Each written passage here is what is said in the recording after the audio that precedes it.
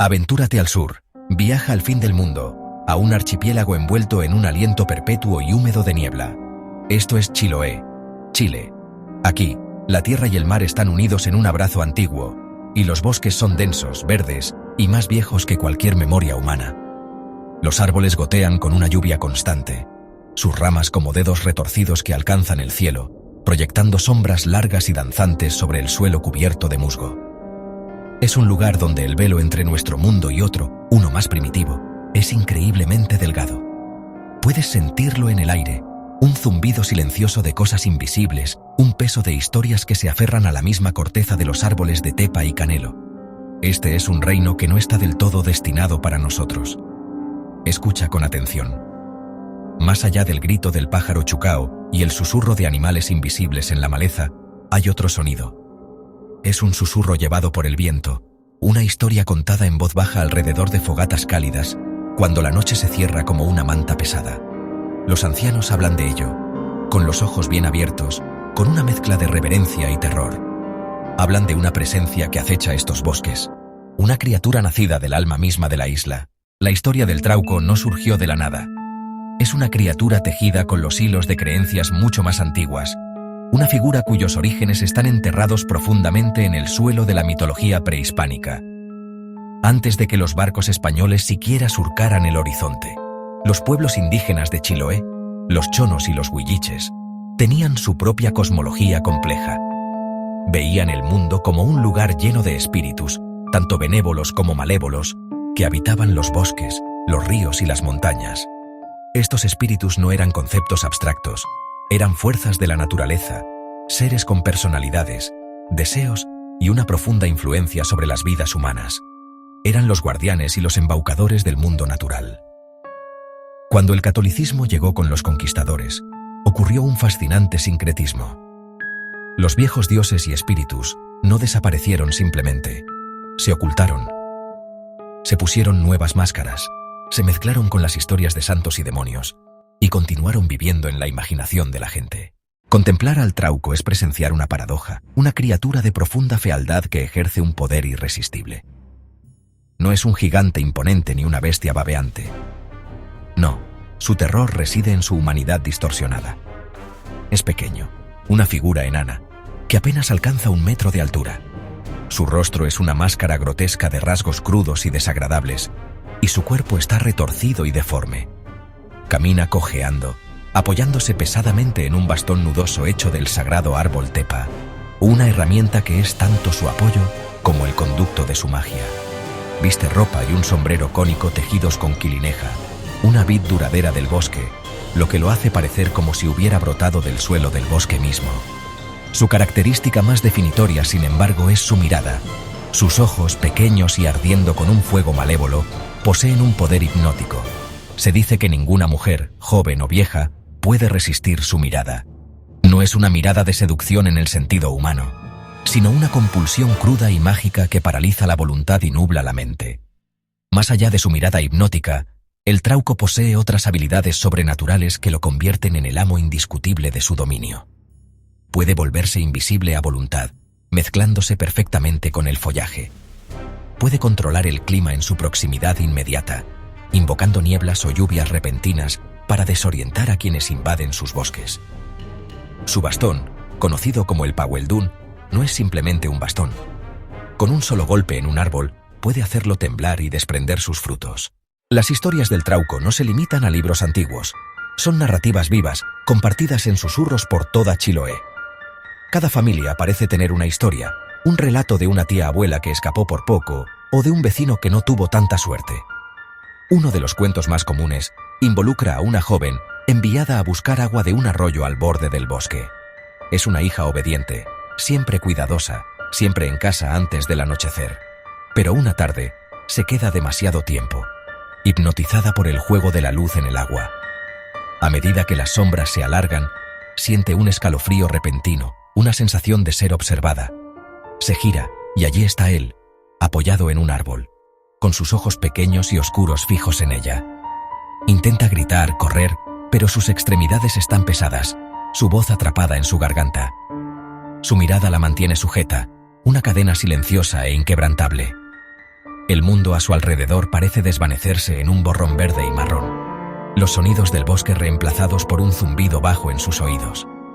Lo siguiente que sabe es que está despertando en el suelo cubierto de musgo, el balde de agua vacío a su lado. El sol se ha puesto y el bosque está oscuro. Regresa a casa aturdida, incapaz de explicar el tiempo perdido. Meses después, la verdad se vuelve innegable.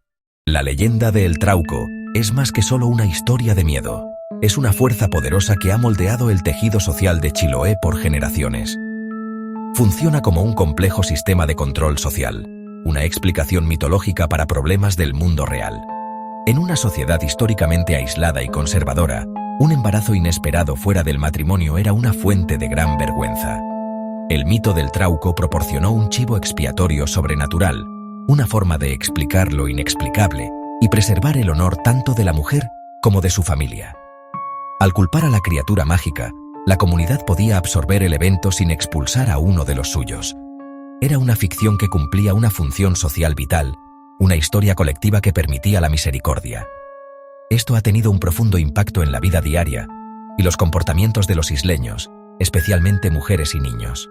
Desde temprana edad, a las niñas se les enseña a temer los bosques, a nunca vagar solas y a desconfiar de la tranquila soledad del bosque.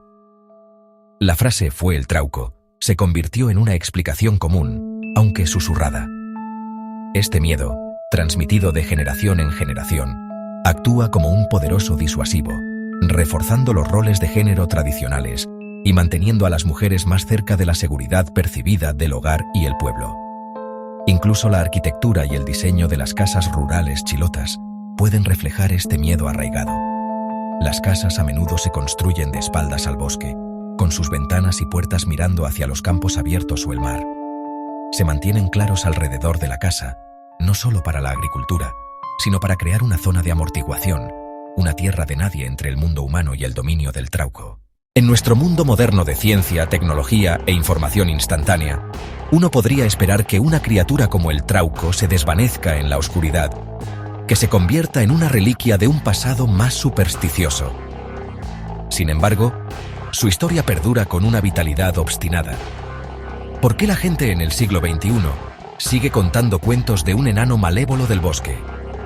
La respuesta reside en la profunda conexión de la leyenda con el lugar de donde nació.